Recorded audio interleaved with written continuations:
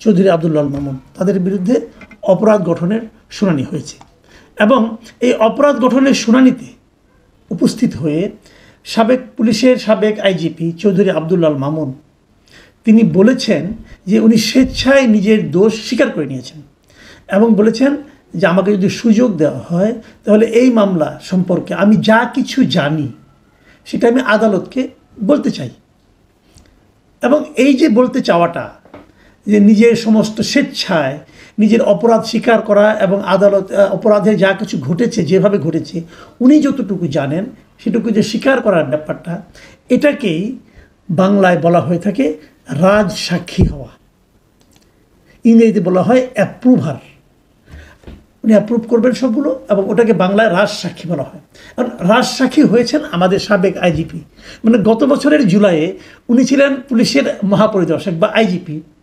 এবছরের জুলাইয়ে উনি হয়েছেন একটা বিশাল অনেকটা গণহত্যার মতো আমরা বলবো বিশাল হত্যাযজ্ঞের রাজসাক্ষী। এটাকে বোধহয় নিয়তি বলে। ঠিক আছে, নিয়তি কি হয়, নিয়তির পরিহাস নাকি নিয়তির বিচার, সেটা আমরা দেখতে পাবো।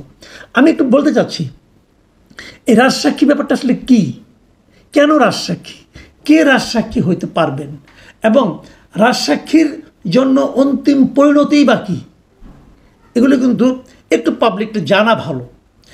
প্রথমত নিয়মটা হচ্ছে যে কোনো যখন অপরাধ সংগঠিত হয় সেই অপরাধের সঙ্গে সংশ্লিষ্ট কোনো একজন ব্যক্তি যিনি নাকি ঘটনাটা দেখেছেন জেনেছেন, উনি যদি সেই অপরাধের ওনার অবস্থানটা সম্পূর্ণভাবে আদালতকে অবহিত করেন। এই অবহিতকরণটা কেন? কারণটা হলো এই কারণে যে এর মাধ্যমে আদালত জানতে পারেন আসলে অপরাধটা কীভাবে ঘটেছে, এই অপরাধের সঙ্গে কার কতটুকু দায় আছে। যেহেতু ভেতরের একজন লোক সব বলছে, কাজে ওখান থেকে প্রকৃত সত্যটা কিন্তু বের হয়ে আসে। তো সেইভাবে রাজসাক্ষী হলে পরে মামলাগুলোর অনেক কিছু কিন্তু দ্রুত হয়ে যায়। মানে উনি যে ভেতরে অনেক কিছু জানেন, যেটা নাকি উনি যদি অস্বীকার করতেন তাহলে দুই পক্ষের উকিলকে যুক্তি তর্কের মাধ্যমে নানা রকম প্রশ্ন উত্তরের মাধ্যমে তাকে এগুলি বের করতে হতো। কিন্তু এখন কিন্তু অনেক সহজ হয়ে গেল। এই মামলায় যতটুকু আমি জানি 3 জন আসামি, শেখ হাসিনা, আসাদুজ্জামান খান কামাল এবং চৌধুরী আব্দুল্লাহ মামুন। তাদের বিরুদ্ধে মোটামুটি 5টা অভিযোগ আছে, সেগুলো আমরা ডিটেলে পরে আলোচনা করতে পারবো। আমি আগে রাজসাক্ষীর বিষয়টা একটু আপনাদেরকে বলে নেই। তো এখন চৌধুরী আব্দুল্লাহ মামুন যদি বলে দেন যে কিভাবে কি ঘটেছে, উনি যদি সব কিছু বলেন তাহলে কিন্তু মামলার মানে আপনার যে মানে এই যে শুনানি আলোচনা দুই পক্ষের মধ্যে তর্ক এই অনেক কিছু কিন্তু সহজ হয়ে যাবে। কারণ উনি তো ভেতর থেকে সব দেখেছেন, সব বলে দেবেন। তো এই সহজ হতে এই মামলাটার বিচার কাজ একটু হলেও কিন্তু আমি মনে করি ত্বরান্বিত হবে। যে দাবিটা আগে থেকে বলা হচ্ছিল যে বিচার কাজ দ্রুত শেষ করার জন্য, সেই দ্রুত শেষ করার জন্য আমার বিবেচনায় একজন রাজসাক্ষীকে পাওয়ার চেয়ে আর কোনো পদ্ধতি থাকতে পারে না। এটা হলো সবচেয়ে সহজ পদ্ধতি। এই একজন লোক নিজেই স্বীকার করছে আমি কী অপরাধ করেছি। এখন প্রশ্ন হচ্ছে চৌধুরী আব্দুল্লাহ মামুন রাজসাক্ষী হতে চাইলেন কেন? ওনাকে কি মেরে পিটে রাজসাক্ষী বানানো হয়েছে? আমার তা মনে হয় না। যদি মেরে পিটেই বানানো যেত তাহলে অতীতে আমরা অনেক মামলাতে এরকম রাজসাক্ষী পেতাম। আমরা কিন্তু খুব একটা রাজসাক্ষীর ইতিহাস দেখি না। আমার যতদূর মনে পড়ে, আপনাদের খুলনার এরশাদ শিকদারের কথা মনে আছে না? সেই এরশাদ শিকদারের একটা মামলায় এরশাদ শিকদারের যিনি দেহরক্ষী ছিলেন মিস্টার নূরে আলম নাম, যুদ্ধ নাম মনে পড়ে, ভদ্রলোকের নাম নূরে আলমই ছিল। সেই নূরে আলম সাহেব রাজসাক্ষী হয়েছিলেন এবং সেই রাজসাক্ষী হওয়ার কারণে এরশাদ শিকদারের ওই মামলার বিচারটা খুব দ্রুত সম্পন্ন করা সম্ভব হয়েছিল। এবারেও তো তাই হবে। আমি এর মধ্যে আর কোনো রাজসাক্ষীর নাম শুনি নাই। যদি পুলিশ মেরে পিটে একজন লোকে রাজসাক্ষী বানাতে পারতেন তাহলে আমার ধারণা এর মধ্যে আরও অনেক চাঞ্চল্যকর হত্যার আমরা রাজসাক্ষী পেয়ে যেতাম। তা কিন্তু পাইনি। কাজেই আর তো উনি তো পুলিশের আইজিপি, উনাকে মেরে ওনাকে শারীরিক নির্যাতন করে রাজসাক্ষী বানানো গেছে এটা আমি মনে করি না। আর উনি যখন এসেছেন আদালতে, উনি যে মানে অনেক সময় হয় না এমন মারে যে আসার সময় খুঁড়ে হাঁটে অথবা দুজনে কাঁধে ভর দিয়ে আসতে হয়, তো এরকম কোনো নমুনাও ওনার মধ্যে আমরা দেখতে পাইনি। এখন হতে পারে দুটো কারণে উনি রাজসাক্ষী হয়েছে। প্রথমত ওনার নিজের মধ্যে একটা অনুশোচনা কাজ করেছে যে এই কাজটা আমি কী করলাম, এটা কি আমার ঠিক হয়েছে, আমার কি এই অন্যায় আদেশগুলো, এই অমানবিক আদেশগুলো পালন করা এবং এই অমানবিক আদেশগুলো বাস্তবায়নের জন্য আদেশ দেওয়া, এটা কি আমার ঠিক হয়েছে? হয়তো উনি এভাবে নিজের মধ্যে একটা অনুশোচনা অনুভব করতে পারেন।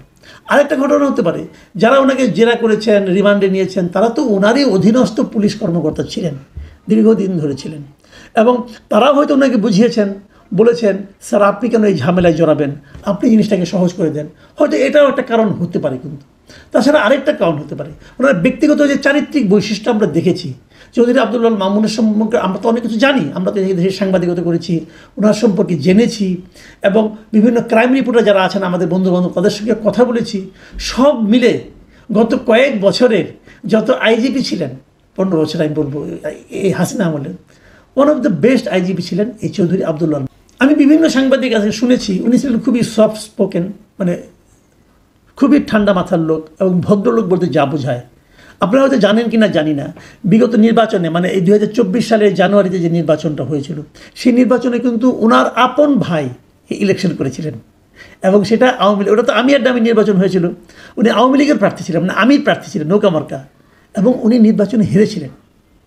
এবং বলা হয়ে থাকে আইজিপির ভাইয়ের হেরে যাওয়াটা অনেকের কাছে হয়তো অস্বাভাবিক লেগেছিল, কিন্তু ওনার কঠিন নির্দেশনা ছিল যে আমার ভাই হোক আর যেই হোক, এখানে যেন কোনো আনডিউ কোনো সুযোগ সুবিধা যেন তাকে দেওয়া না হয়। এটা আমি শুনেছি, সত্য মিথ্যা আমি বলতে পারবো না। এবং আমি এটাও শুনেছি উনি কিন্তু এই জুলাই মাসে ওনার কিন্তু তখন এক্সটেনশন চলছিল, মানে ওনার মেয়াদ শেষ হয়ে যাওয়ার পরে ওনাকে আবার এক্সটেনশন দেওয়া হয়েছিল, এবং আমি যদ্দূর শুনেছি উনি এক্সটেনশন নিতেও চাননি। তারপর যা হোক চাপে পড়ে ওনাকে নিতে হয়েছিল, এবং উনি আইজিপি ছিলেন সেই জুলাই এবং অগাস্টের মধ্যে, এই 5ই অগাস্টের আগ পর্যন্ত উনি আইজিপি ছিলেন। তো এখন পুরো জিনিসটা, এখন উনি আসামি হয়েছেন যেহেতু পুলিশ যে গুলিটা করেছে সেটা তো আলটিমেটলি আইজিপির মাধ্যমে নির্দেশনাটা এসেছে, কাজে উনি তো একজন অপরাধী বলতেই হবে ওনাকে। এই অবস্থায় আমার ধারণা যে ওনার যে স্বাভাবিক চারিত্রিক বৈশিষ্ট্য, সেই বৈশিষ্ট্য হয়তো এই চাপটা, এই অপরাধের চাপটা নিতে পারছিলেন না, এই জন্যই উনি রাজসাক্ষী হতে চেয়েছেন। এখন প্রশ্নটা হচ্ছে রাজসাক্ষী হওয়াতে ওনার কী লাভ হবে? লাভ যেটা হবে সেটা হলো যে রাজসাক্ষী হওয়ার পর উনি সকল সাজা থেকে মুক্তি পাবেন এরকম অনেকে ধারণা করেন, কিন্তু এটা কিন্তু ম্যান্ডেটরি না, ওনাকে মুক্তি নাও দিতে পারেন।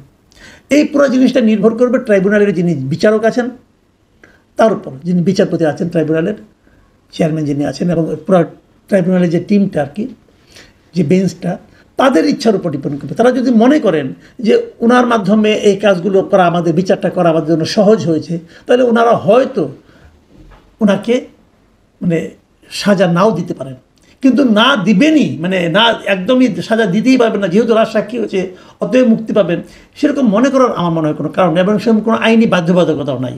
ট্রাইব্যুনাল ইচ্ছা করলে তারপরে ওনাকে সাজা দিতে পারেন, তবে না দেওয়ার কনভেনশনটাই বেশি। নূর আলমের ক্ষেত্রে কিন্তু সেটাই হয়েছিল।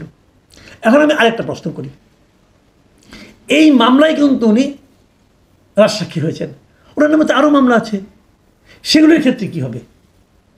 এই মামলায় উনি না হয় ওনাকে না ট্রাইব্যুনাল মুক্তি দিয়ে দিল, অন্য মামলাগুলিতে যদি মুক্তি না পান তাহলে তো ওনার জন্য কপালে একই জিনিস রয়ে গেল। এটাও কিন্তু একটা ইস্যু। তো আমার যেটা মনে হয় যে উনি যখন এটাই রাজসাক্ষী হয়েছেন, ওনার নামে যতগুলি মামলা আছে সবগুলিতে হয়তো উনি একের পর এক রাজসাক্ষী হতে থাকবেন। পুলিশের গুলিতে প্রচুর লোক মারা গেছে, সেই ঘটনায় যদি পুলিশের সর্বোচ্চ ব্যক্তি নিজের অপরাধ স্বীকার করে সাক্ষ্য দিতে রাজি হন, আমি মনে করি এই মামলাগুলোর তড়িৎ বিচারও সহজ হয়ে যাবে। এটা একটা পজিটিভ দিক। এখন আরেকটা বিষয় একটু মনে হয় বলা দরকার, সেটাই বলেই আমি আমার এই আলোচনাটা আজকে শেষ করব। সেটা হলো এই ঘটনার কারণে আন্তর্জাতিক পর্যায়ে এই বিচারের গ্রহণযোগ্যতা নিয়ে কি প্রশ্ন উঠতে পারে? উঠতে পারে, আবার নাও উঠতে পারে। নাও উঠতে পারে মানে কি, উনি যে অ্যাপ্রুভার হয়েছেন এটা কিন্তু আন্তর্জাতিক আইনে একটা স্বীকৃত ব্যাপার, কাজেই এ কারণে হয়তো প্রশ্নটা নাও উঠতে পারে। আবার কেউ বলতে পারে ওনাকে লোভ দেখিয়ে অথবা অন্য কোনোভাবে ওনাকে যে স্বীকৃতি নেওয়া হয়েছে, রাজসাক্ষী বানানো হয়েছে, অ্যাপ্রুভার বানানো হয়েছে, এগুলো যদি কেউ বলে তাহলে সেক্ষেত্রে প্রশ্নটা কিন্তু উঠতে পারে। তবে আমি আশা করি উনি তো ছেলে মানুষ না, উনি একজন মানে গুরুত্বপূর্ণ ব্যক্তি। উনি যখন অ্যাপ্রুভার হতে চেয়েছেন উনি তো জানেন এটা হলে লাভ ক্ষতি কী হতে পারে, উনি এটা ভালোভাবে জানেন। আর এই সময় আরেকটা জিনিস আপনাদের জানা দরকার, উনি যতদিন এই মামলাগুলি শেষ না হবে, রাজসাক্ষী হওয়ার কারণে উনি কিন্তু জেল থেকে বেরোতে পারবেন না, উনাকে জেলেই থাকতে হবে। কারণটা হলো এই, জেল থেকে বেরোলে ওনার উপর বাড়তি অন্য দিক থেকে কোনো প্রভাব আসতে পারে, চাপ প্রয়োগ হতে পারে। যেহেতু উনি স্বেচ্ছায় অপরাধের সঙ্গে জড়িত থাকার পরও সব বলতে চাচ্ছেন, এই সময়টা ওনাকে কিন্তু জেলেই কাটাতে হবে। এই বয়সে এই মামলাগুলি শেষ হওয়া পর্যন্ত জেলে থাকাটা, এটাও মনে হয় ওনার জন্য খুব একটা আরামদায়ক হবে না। যাই হোক, আমি সবগুলি বললাম, এবং তাদের বিরুদ্ধে কী অভিযোগ আছে যদি সময় পাই আগামীতে আমরা এই আলোচনাগুলো আমরা করব। প্রিয় দর্শক, এখন এ পর্যন্তই। আল্লাহ হাফিজ।